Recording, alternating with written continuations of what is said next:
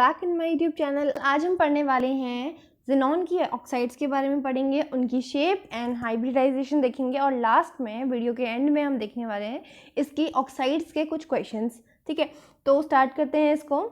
तो सबसे पहले हमारे पास ज़ेनॉन की ऑक्साइड होती है ज़ेनॉन ट्राईऑक्साइड। तो ज़ेनॉन ट्राईऑक्साइड का फॉर्मूला, जैसे कि ट्राईऑक्साइड है तो XeO3 ही होगा, है ना। तो अब एक एक करके हम इसकी shape and hybridization and all देखते रहेंगे। सबसे पहले तो हम देखेंगे XeO3 का। XeO3 आप जानते हैं Xe में होंगे 8 इलेक्ट्रॉन्स, है ना। हमेशा हम इसका पहले स्ट्रक्चरल फॉर्मूला बनाते हैं। 8 इलेक्ट्रॉन्स होंगे, उनमें से 3 जो हैं इसने ऑक्सीजन के साथ बॉन्ड बनाया। जब 3 के साथ बॉन्ड बनाया, आप जानते हैं ऑक्सीजन हमेशा कैसा बॉन्ड बनाता है, डबल बॉन्ड बनाता है। यानी कि यहाँ पर इसने 6 यहाँ पर जो इसके इलेक्ट्रॉन्स थे वो यूज़ कर लिए, बचा कितना, एक हमारे पास लोन पेयर बच गया। तो यहाँ पर ये क्या हो जाएगा, AB3L, यानी कि 3 बॉन्ड पेयर हो गए और एक यहाँ पर लोन पेयर हो जाएगा। तो स्ट्रक्चर कितने के लिए बनेगा, स्ट्रक्चर बनेगा 4 के लिए। ठीक है, 3 बॉन्ड पेयर, एक लोन पेयर, तो यहाँ पर क्या होगा, 4 के लिए स्ट्रक्चर बनेगा। तो 4 के लिए हम जैसे बनाते हैं टेट्राहेड्रल, वैसे ही हम यहाँ पे स्ट्रक्चर बनाएंगे। एक बस यहाँ पे बॉन्ड जो होंगे इस तरह से अरेंज कर देंगे। ठीक है, टेट्राहेड्रल ही बनेगा, यहाँ पर बस डबल बॉन्ड है तो इस तरह से हम डबल बॉन्ड शो कर देंगे ऑक्सीजन का। और ये वाला क्या है, हमारा लोन पेयर, एक लोन पेयर है इसमें, और बाकी के बाकी क्या है, सारे के सारे यहाँ डबल बॉन्ड है। यानी कि सिग्मा पाई आपको दिखाई दे रहे होंगे, सबके सब सिग्मा है ये, और ये क्या है, पाई है। ओके, सो ये यहाँ पर क्या हो गया, ये आप देख सकते हैं पूरा टेट्राहेड्रल है। बस यहाँ पे फ़र्क क्या है, यहाँ पे अगर आप देखेंगे सिर्फ एक लोन पेयर आ गया और यहाँ पे पूरा ये टेट्राहेड्रल था। तो इसे हम क्या बोलेंगे, इसे हम कहेंगे, इसके 2 नाम है। इसका पहला नाम है डिस्टॉर्टेड टेट्राहेड्रल, क्योंकि था तो कंप्लीट टेट्राहेड्रल ही था, बट यहाँ पर एक लोन पेयर आ गया जिसकी वजह से ये टेट्राहेड्रल नहीं बन पाया। सो इसका नाम क्या होगा, डिस्टॉर्टेड टेट्राहेड्रल। और इसका नाम क्या होगा, और इसका नाम हो जाएगा, हम इसे पिरामिडल भी बोलते हैं।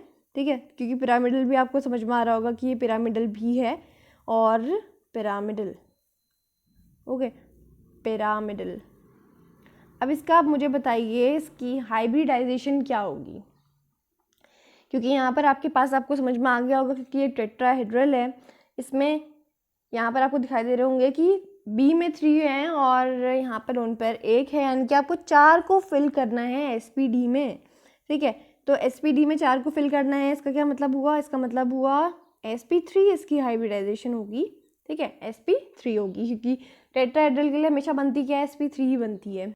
अब हमारे पास नेक्स्ट है ज़ेनॉन की ऑक्साइड में ज़ेनॉन टेट्राऑक्साइड, यानी कि XeO4।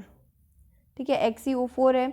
तो XeO4 को अगर आप देखेंगे तो यहाँ पे आप सिंपली देख सकते हैं Xe में पूरे 8 इलेक्ट्रॉन्स हैं और ऑक्सीजन कितने हैं, 4 हैं। ऑक्सीजन हमेशा बनाते हैं डबल बॉन्ड से, यानी कि 2 इलेक्ट्रॉन यूज़ करते हैं वो ज़ेनॉन का। यानी कि यहाँ पे पूरे के पूरे इलेक्ट्रॉन्स जो हैं यूज़ हो गए हैं, लोन पेयर्स यहाँ पर बिल्कुल भी नहीं हैं। ठीक है, तो इसका ये जो इसका स्ट्रक्चरल फॉर्मूला बन जाएगा वो हो जाएगा AB4। तो AB4 यानी कि टेट्राहेड्रल बनेगा। सिंपल सा इसका फॉर्मूला जो है, टेट्राहेड्रल है, डबल बॉन्ड रहेंगे, इस तरह से आप टेट्राहेड्रल बनाएंगे। ठीक है, और यहाँ पर इसका शेप भी लिख लीजिए, टेट्राहेड्रल। ओके, टेट्राहेड्रल इसका शेप हो जाएगा और sp3 इसकी हाइब्रिडाइजेशन हो जाएगी। आप जानते हैं टेट्राहेड्रल के लिए sp3 ही होती है। और अगर आपको देखना है कि 4 को अगर आप फिल करेंगे sp और 3 में तो 4 फिर भी आ रहा है ना। नेक्स्ट अब हमारे पास आता है ज़ेनॉन ऑक्सीफ्लोराइड्स। तो ज़ेनॉन ऑक्सीफ्लोराइड्स में हमारे पास पूरे 5 टाइप की ऑक्सीफ्लोराइड्स आएंगी। तो नंबर 1 है इसमें ज़ेनॉन ऑक्सी डाइफ्लोराइड। ओके, यानी कि इसमें क्या होगा, यहाँ पर फ्लोराइड्स भी रहेंगी। ऑक्सीजन तो अभी तक था ही, है ना। ऑक्साइड्स में हमने देखा कि ऑक्सीजन भी था, अब यहाँ पे क्या होगा, फ्लोराइड्स भी एड ऑन हो गई हैं। सो ज़ेनॉन ऑक्सी डाइफ्लोराइड का आपको फॉर्मूला समझ में आ रहा होगा कि ज़ेनॉन, एक ज़ेनॉन होगा और एक ऑक्सीजन, डाइफ्लोराइड यानी कि F2 होगा, है ना। अब बताइए इसका अब क्या होगा, इसका स्ट्रक्चरल फॉर्मूला। यहाँ पर देखिए Xe कितना है, Xe है यहाँ पर 8 इलेक्ट्रॉन्स, और उनमें से भी अगर आप देखें तो ऑक्सीजन ने बनाया होगा एक बॉन्ड, यानी कि इलेक्ट्रॉन कितने यूज़ किए होंगे, 2 यूज़ किए होंगे, सो -2। और अगर आप फ्लोरीन को देखें, 2 फ्लोरीन भी हैं, तो ये माइनस यहाँ पे एक और बार हो जाएगा 2। तो यहाँ पे देखिए -4 हो गया है डायरेक्टली। तो यहाँ पे बचे कितने हैं, यहाँ पर बच गए अब आपके पास 4 इलेक्ट्रॉन, है ना। तो 4 इलेक्ट्रॉन जो हैं अगर आप फिल करेंगे यहाँ पर 4 इलेक्ट्रॉन, यानी कि जो हैं आपके पास हैं क्या, वो बेसिकली लोन पेयर से हैं, यानी कि 2 लोन पेयर यहाँ पे आपके पास हो जाएंगे। तो यहाँ पे हो जाएगा ये AB3, टोटल जो है बॉन्ड्स 3 के साथ बनाया है उसने, AB3, और एक जो आपके पास लोन पेयर जो है आपके पास 2 बच जाएंगे, ठीक है, AB3L2, और यहाँ पे शेप बनेगी 5 के लिए, ठीक है। 5 के लिए शेप बनाते हैं अब। 5 के लिए जब भी शेप बनाएंगे इस तरह से बनाते हैं, है ना। और क्योंकि एक डबल बॉन्ड है, इस तरह से एक डबल बॉन्ड इस तरह बना लेते हैं ऑक्सीजन का। ये रहा XC, मिड में 2 फ्लोरीन है, तो कोई भी आप फ्लोरीन ये वाले ले लीजिए, या वाले फ्लोरीन जो है ज़्यादा सही रहेगा। और ये क्या हो जाएंगे आपके लोन पेयर्स, ठीक है। तो ये बन गया स्ट्रक्चर। इसका शेप देख सकते हैं आप। अगर आप लोन पेयर को अपने हाथों से हाइड कर लें तो ये टी जैसा दिखाई दे रहा है ना, टी के जैसा दिखाई दे रहा है, इसलिए हम इसे क्या बोलते हैं, टी शेप बोलेंगे। और इसकी हाइब्रिडाइजेशन कितनी हो जाएगी, sp और d में 5 फिल करो, एज ऑर्बिट्स मान के 5 को अगर फिल करें तो s में 1, p में 3, d में 1, तो sp3d इसकी हाइब्रिडाइजेशन आ जाएगी। सिंपल है। नेक्स्ट देखते हैं अब। नेक्स्ट है ज़ेनॉन ऑक्सी टेट्राफ्लोराइड, यानी कि XeO, और फिर F कितने होंगे, F4 हो जाएंगे, XeOF4। तो ये हो गया xenon oxy tetrafluoride.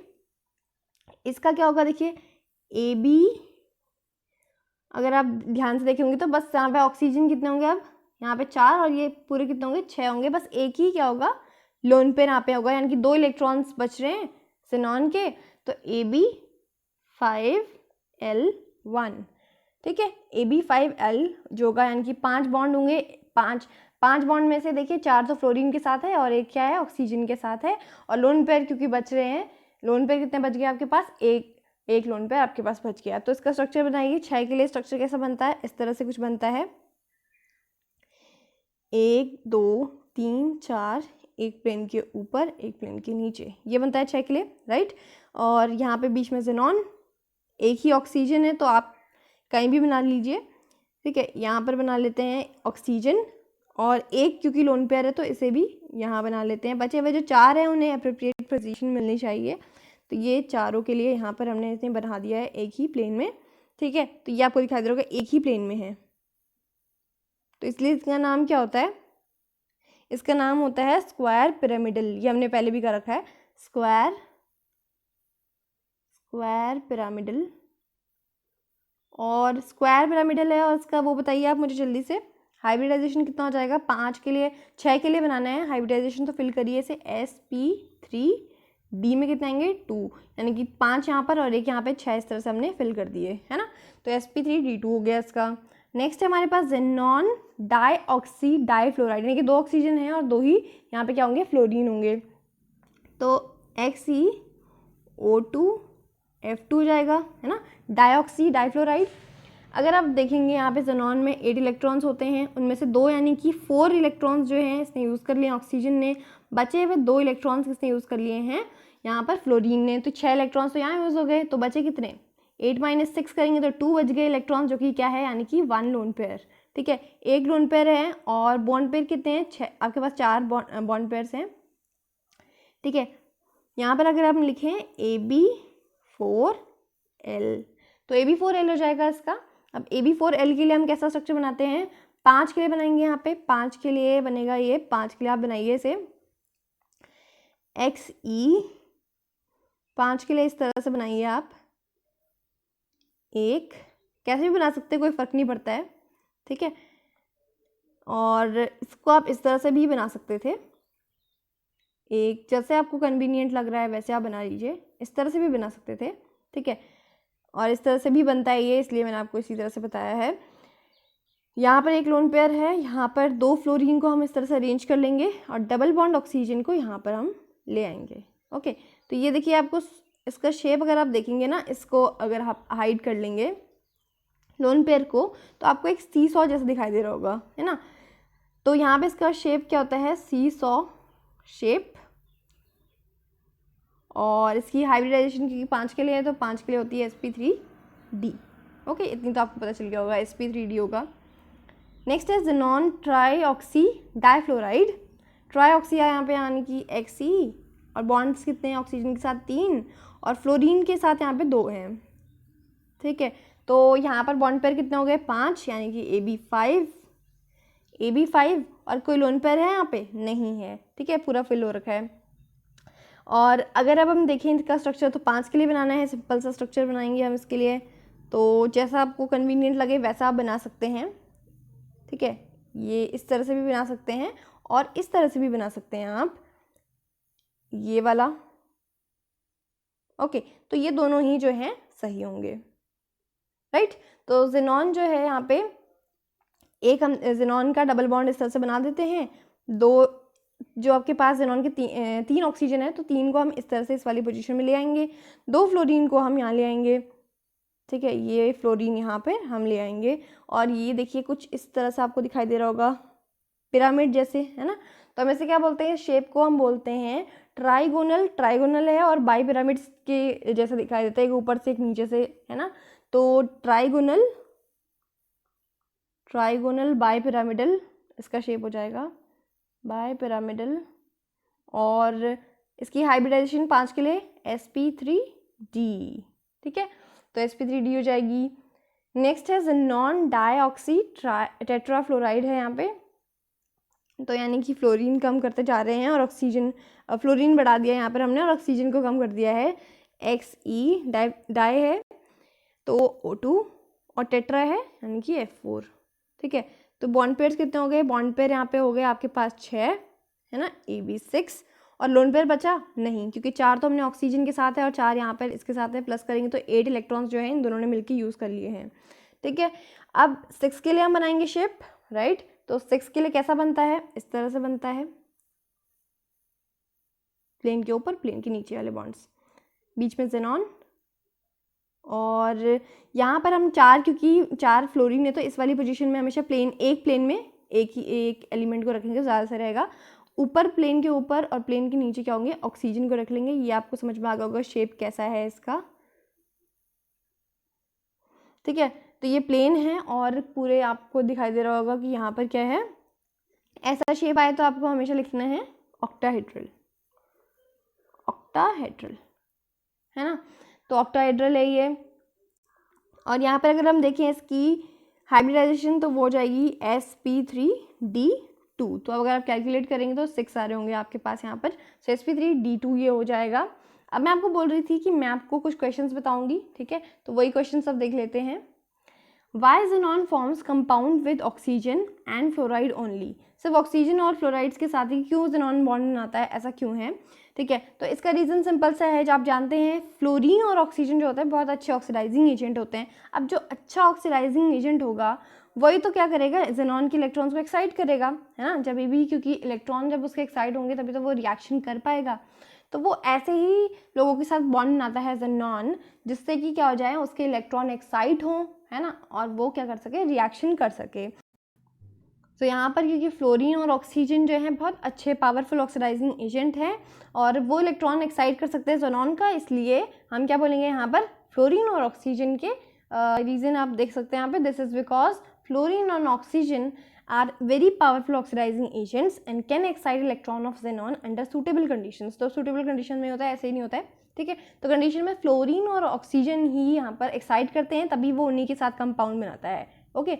Next question हमारे पास है xenon forms compound like XeF2, XeF4, XeF6 etcetera but not XeF3।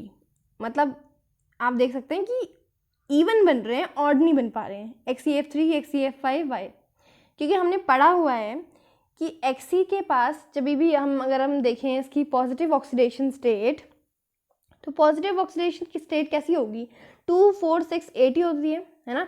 2, 4, 6, 8 का मतलब होगा कि बॉन्ड भी कैसा बना पाएगा? जैसे XeF2 बना पाएगा, XeF4, 6 इस तरह से बना पाएगा और इस तरह से ही बना पाएगा, क्योंकि यहाँ पे पॉजिटिव, आप जानते हैं ऑक्सीडेशन स्टेट का मतलब होता है अनपेयर इलेक्ट्रॉन कितने हैं वो बताते हैं। तो अनपेयर में हमेशा 2, 4, 6, 8 ही हो पाते हैं, इसलिए हम क्या बोलते हैं यहाँ पर, इनके जो कंपाउंड्स होते हैं हमेशा इवन में ही बनते हैं, ऑड में नहीं बन पाते हैं। तो रीज़न इतना सिंपल सा है, यही लिख देंगे हम यहाँ पे, because xenon have 2, 4, 6 and 8 unpaired electron in its excited state respectively, therefore it can show +2, +4, +6 and +8 oxidation state in its compound but not +3, +5 oxidation state, क्योंकि वो नहीं दिखाता है +3, +5 unpaired इलेक्ट्रॉन जो है उसके पास, ऑड नहीं होते हैं, इवन होते हैं, इसीलिए सिर्फ 2 4 6 8 जो है ये कर पाता है।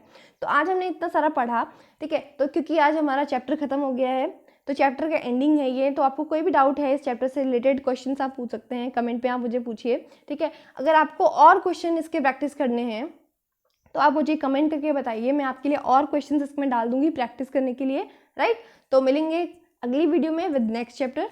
Good bye and take care. If you found my video helpful, then please like the video and comment if you have any doubts regarding the topic, and do subscribe the channel if you really wanted to learn like this. So keep watching my videos and stay tuned.